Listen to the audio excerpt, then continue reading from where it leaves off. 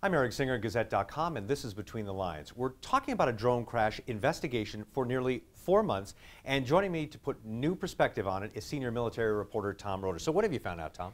Eric, we got a 75-page report from the Army this morning that they've just released documenting what they found in this drone crash. The drone was being used for security on Fort Carson in May in response to some terrorism threats and wound up wandering far off post. This thing wound up in downtown Colorado Springs, about 12 miles north, and considering it's a drone with a stated range of 6 miles, pretty surprising stuff. But what was really surprising is the lack of rule following we had by the Army here.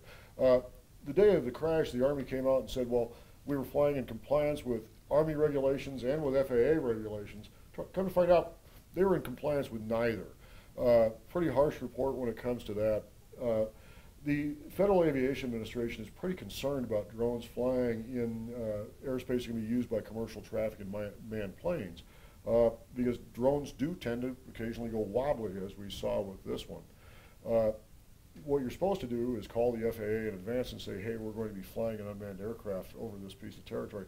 That did not happen in this case. Fort Carson does have an area on their base where they can fly all the drones they want.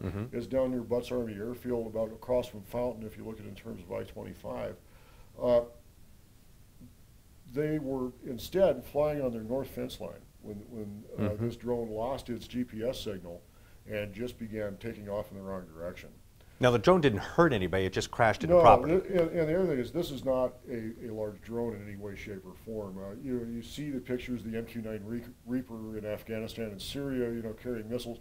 No, this is about the size of a model airplane. It weighs 4 pounds, electrically powered, very small aircraft. And what it is, it's basically a camera they can put up to take pictures of the battlefield in a tactical sense. This is used by company-sized units, so about 100 soldier units, when they're in the heat of battle to figure things out. So why did it take 4 months for someone or some group to fess up to all this? The Army is a gigantic organization, and they have a piece of paperwork for every conceivable purpose known to man, and every piece of paperwork got filled out in this one. So a lengthy investigation where they talked to all those involved, and the report of the investigation was not complete until sometime in July, when Major General Ryan Gonzalez signed off on this. So when Gonzalez signs off, then we have a whole other timeline of getting the work done. The soldiers in this case were ordered into remedial training, which means that they needed to relearn everything that they thought they knew about drones.